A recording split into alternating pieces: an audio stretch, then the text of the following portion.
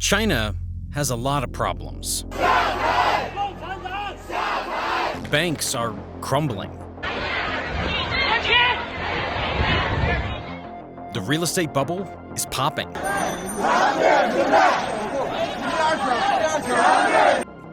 And now, even the economy is taking a hit. China is now struggling with its finances. They have this real mismatch between how much money they have coming in and how much money they have going out. They have this increasingly large wall of debt that's maturing. A $23 trillion debt crisis facing provinces all across China. But there's one issue that everyone is overlooking. And if the CCP doesn't solve this issue quickly, it could signal the slow end of the CCP's rule in China. That issue is China's tax crisis. You see, for the CCP, or really for any government in the world, taxes are incredibly important if the government wants to continue existing and having power. You guys remember this clip from Breaking Bad? I'm a drug dealer. Wrong. Million times worse. You're a tax cheat. It's a little funny, but kind of true. In the government's eye, a tax cheat is much worse than a drug dealer. Because when you're evading taxes, you're hurting the government's pockets.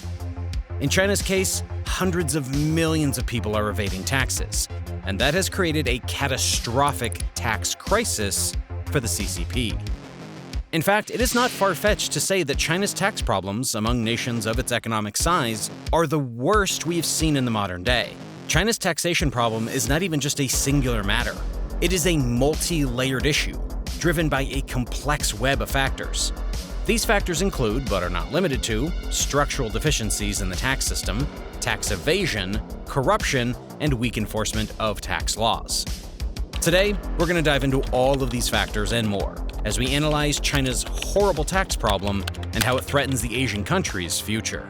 Chinese President Xi Jinping, he has a lot on his plate, of course. Taxes as a percentage of GDP, it has not gone up. China's economic landscape faces a series of challenges here. China unveiled its biggest package of tax breaks. The government loses an estimated 1/3 of its fiscal revenue every year through tax evasion. Lower amount of taxpayers indicate lower tax revenue and then higher government expenditure. What we need to understand as we talk about China's tax problem is the fact that, as developed as it is, China's economy is still a growing one. On top of that, the nation of over 1.4 billion people has what was, until recently, the world's largest population. What this means is that there is a massive demand for social amenities like healthcare, education, and infrastructure, among others. To develop such facilities and fund these programs to cater to such a large population, the Chinese government relies heavily on taxes collected from individuals and businesses operating within its borders. Just like any other nation, the taxes from the citizens cater to public matters and the development of public amenities. That is how it is in China. Or, well, at the very least, that's how it should be. Instead, the flow of tax money in China is quite complex and perhaps unique. This is due to the inclusion of different levels and different types of taxes that are collected. Now, let me explain what all this means. It's honestly quite interesting. You see, the tax system that operates in China is made up of 3 levels. These are the national level, the regional level, and the local level. At the top, we have the national level, which deals with taxes collected by the central government of China. After that, we have the regional and local levels that represent and hold taxes collected by provincial or municipal governments. The national level collects taxes like income tax, value-added tax, and corporate tax. The regional level, on the other hand, collects taxes such as resources tax and urban land use tax. And then lastly, we have the local level that collects taxes such as land value increment tax and city maintenance and construction tax. It's quite a complicated system, and often it involves a lot of overlapping responsibilities, which then makes it all the more confusing. This systematic chaos heavily contributes to the tax problems that they have, as you will see throughout this video. This central government has the authority to impose many of the tax laws that apply to the entire country. Also, by it being a key body, it sets the tax rates for taxes that are collected across the board. This is something it does often, even in service of political agendas, as we will soon discuss later on in the video. On the other hand, the local and regional governments have more limited authority, but they collect taxes from entities within their respective jurisdictions. On the other side of the spectrum, at the lower end, we have the local governments. These collect property taxes, individual income taxes, and other taxes such as car and boat taxes, minor taxes. The local government taxes are lower than the national taxes, but they still contribute substantially to the state's revenue. In fact, they are a key part of the state's revenue, and they rely on those taxes greatly. The problem begins with the fact that they have to remit some of these revenues to the central government, the same government that would have initially dictated the collection rates. This creates tension between the central government and the local governments, so far as tax collection is involved. Often, the local governments in China have been accused of failing to remit their tax collections to the central government, leading to revenue shortfalls and inefficiencies in the tax system. In addition to this, there have also been accusations that the local governments use their tax collections to fund social programs in their districts, thereby undermining the national government's tax policy. This level of strife has created a situation where the central government must balance its need for revenue, its desire to provide social programs, and its willingness to enforce tax laws. This is not something that is as easy as it sounds. It's no wonder this has resulted in massive deficiencies and somewhat of a chaotic system and operating environment.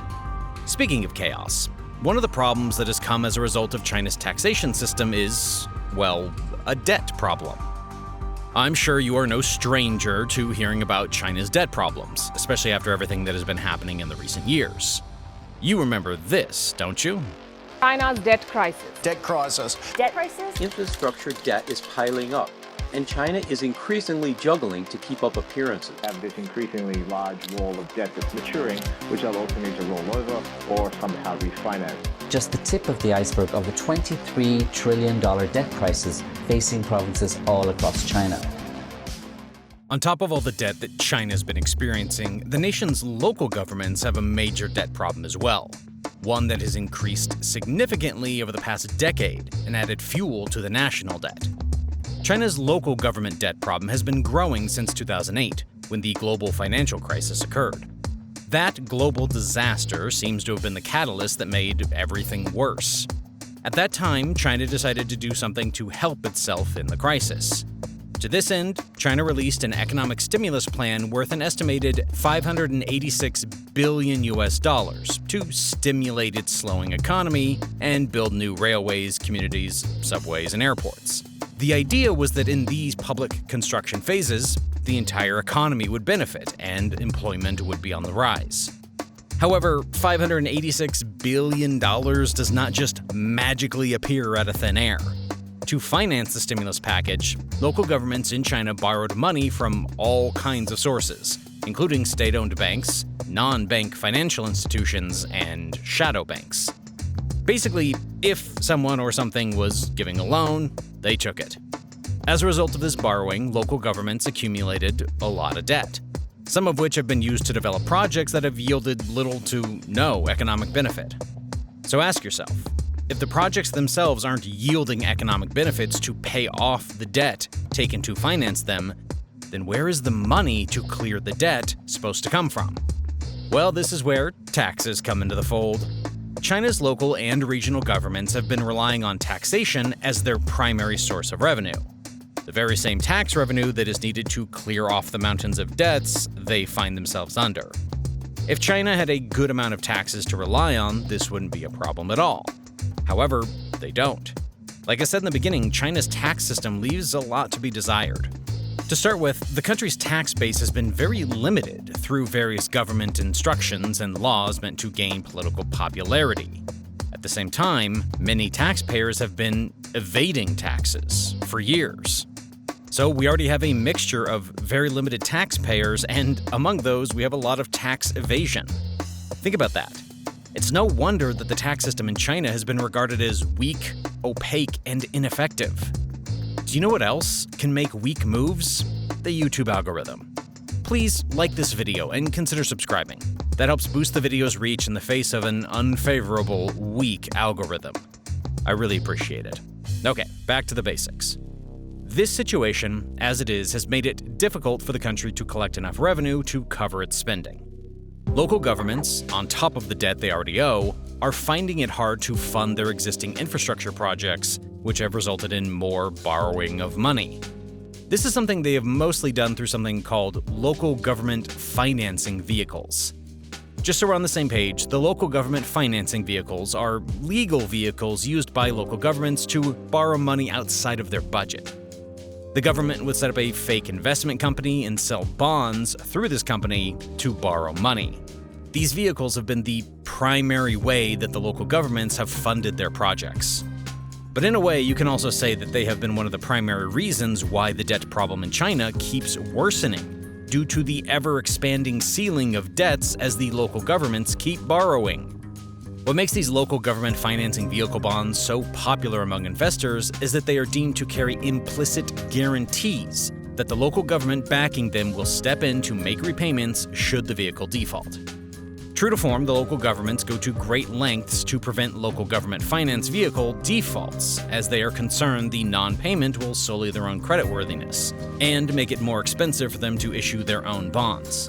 So it's quite a vicious cycle that keeps going around in circles and increasing the bottom line debt. This debt issue is no small matter. In fact, it is one of the reasons why China keeps heading towards a dangerous path. The ramifications of it are not just at a national level. They have spread to be at an international scale where things have become increasingly dangerous for the economy of the nation. To this end, China has tried to crack down on local government debt itself. The country's National Audit Office has been auditing local government debt since 2010 to try to get to the bottom of this mess.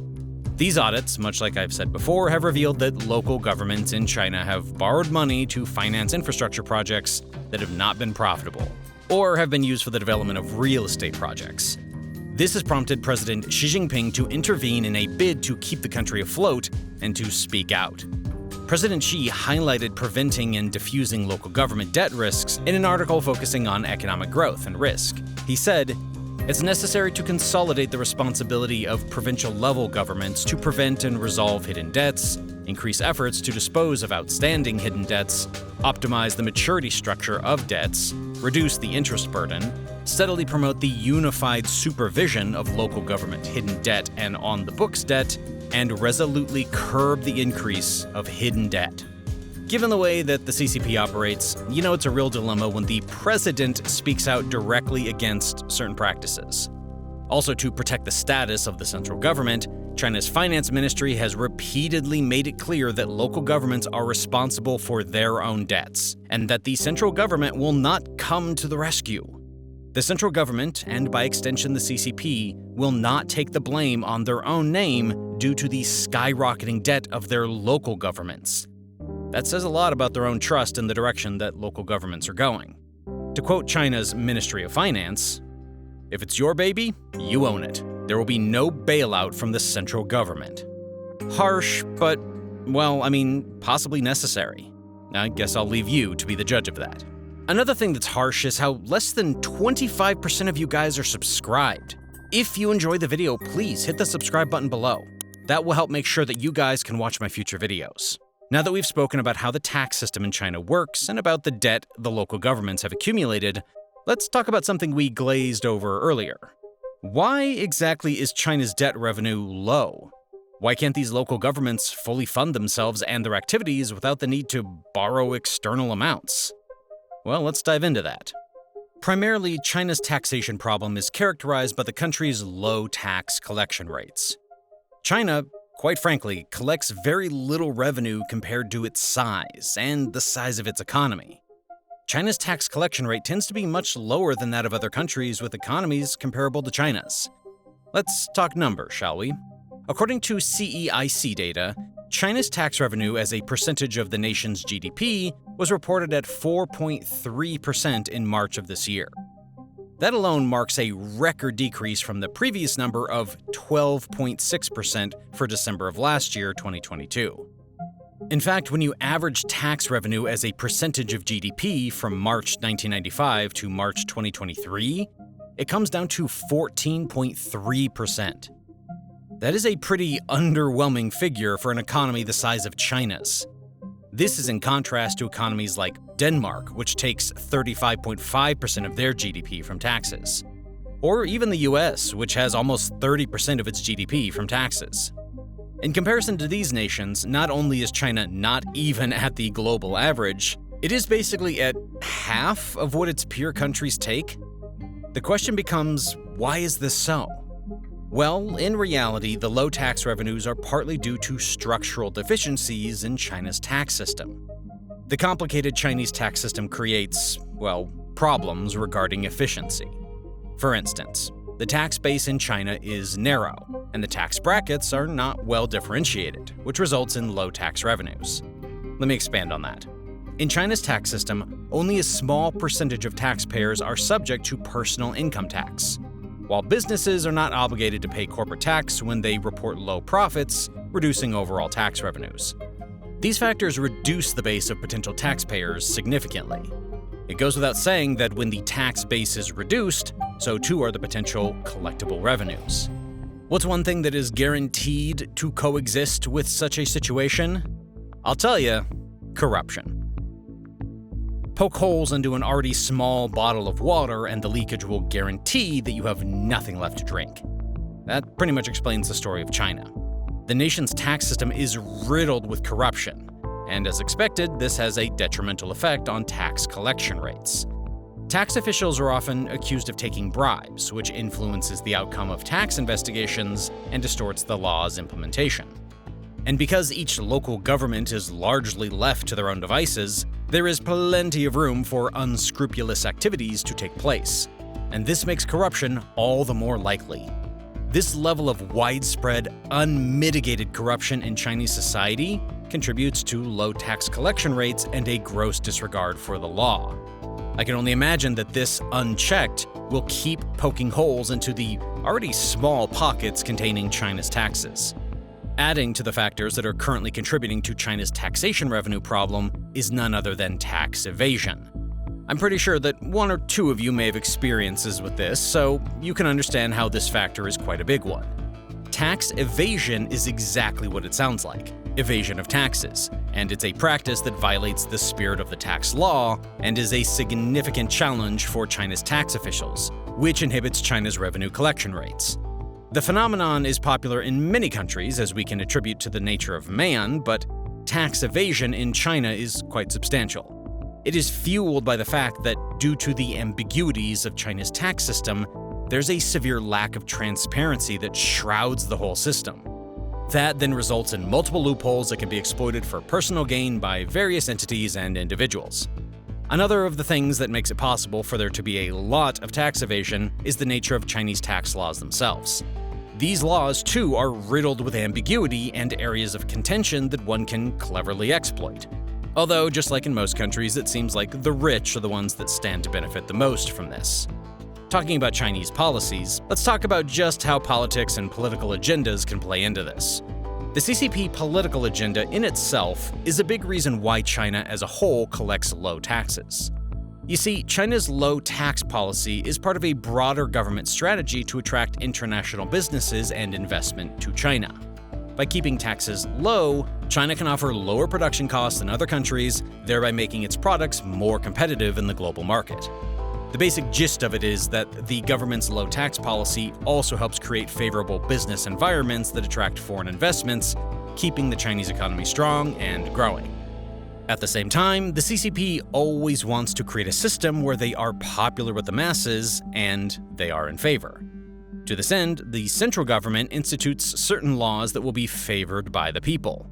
For example, as we neared 2020, the Chinese government increased the tax-free threshold for monthly personal income from $520 to $745. That was about 3,500 to 5,000 yuan.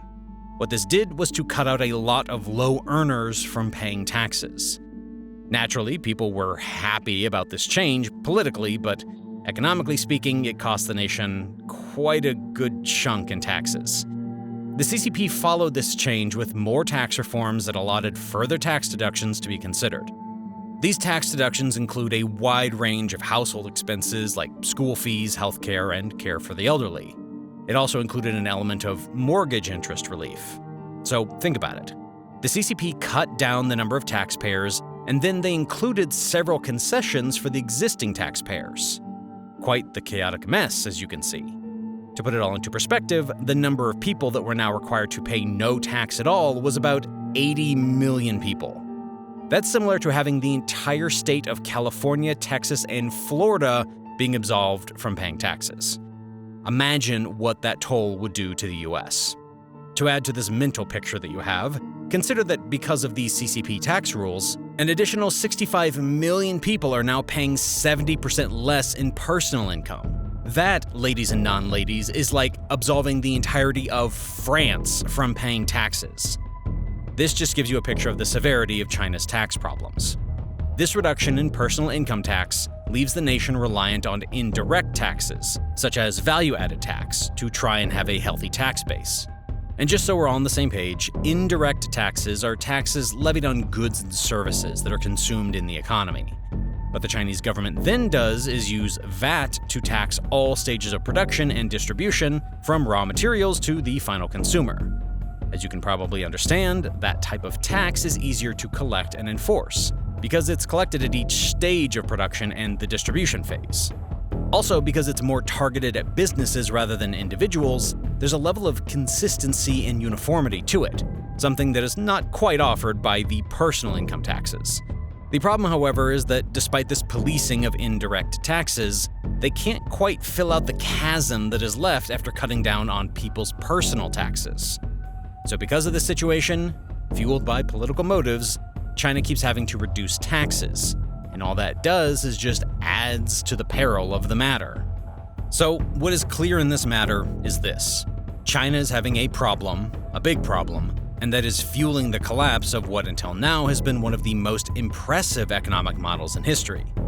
In fact, it's safe to say that no other nation in modern history has been as progressive as China has been economically. However, the taxation situation reduces revenue that could otherwise be sponsoring programs for the country. In the absence of this revenue, local governments are accumulating debt on a massive scale. Perhaps all these things are rooted in the fact that China's tax system works in a complex, multi-tiered manner, or perhaps the greed of men through corruption and tax evasion is to blame. One thing is certainly clear: certain measures need to be taken while the chance to do so still exists. The question becomes, what measures can be taken? Well, let's explore that, shall we?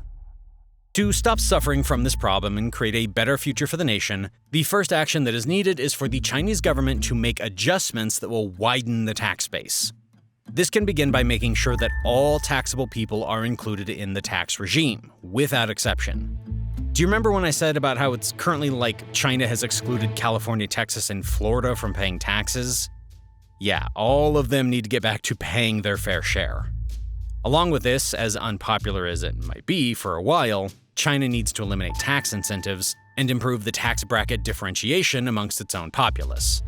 This step is especially essential because in China, many of the taxpayers are predominantly corporate bodies whose tax obligations are not always proportionate to their profits.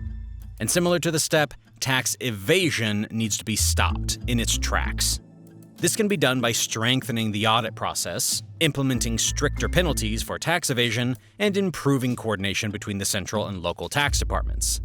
This last part is especially important. Once there is enhanced communication and cooperation between the central and local tax departments, there are massive benefits that will arise, as there will be fewer loopholes that people can exploit as a result of systematic inefficiencies. In all fairness, it's not like China has not been trying to enforce these tax laws. After implementing a crackdown on tax evasion, China's tax authority has collected more than 11 billion yuan. The amount of activity you're talking about in China would seem like there's an extraordinary investment in enforcement activity. A Chinese live streaming personality has been hit with a hefty fine for tax evasion and kicked off social media. Tax officials are striving to work closer with each other to prevent certain multinational corporations and wealthy individuals from exploiting tax loopholes. They have implemented various measures to increase their tax collection, including deducting a portion of employees' salaries, reducing tax exemptions, and running advertising campaigns to encourage taxpayers to pay their taxes. These measures have not really been effective in generating enough revenue to cover the country's expenditures, and the country has been increasing its debts to finance its projects.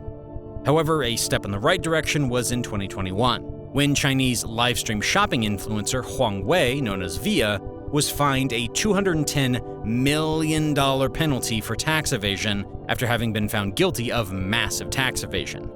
She was investigated, and it was found that between 2019 and 2020, Huang had evaded more than 640 million yuan, or about $100 million in taxes, by falsely reporting the commission income she earned from live streaming platforms. To make an example of her, she was fined with a hefty penalty that was meant to deter others from doing the same thing. This brings a quote that I know to my head: "Do the crime, pay the fine."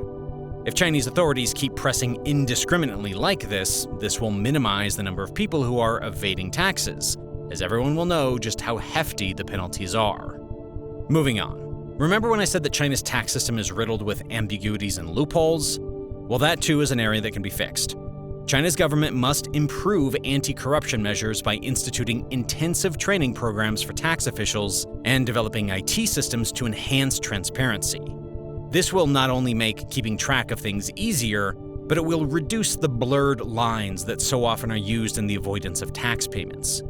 Most times, the practice of corruption stems from weak enforcement, incompetent public service, and a lack of comprehensive political will by those tasked with upholding the laws. With the right political will and technological know-how, it is possible to significantly reduce corruption and improve the government's ability to collect taxes at the local level. I'm not saying that this can happen overnight, but what I am saying is that if it's done right and given time, they can make significant strides for the entire system as a whole.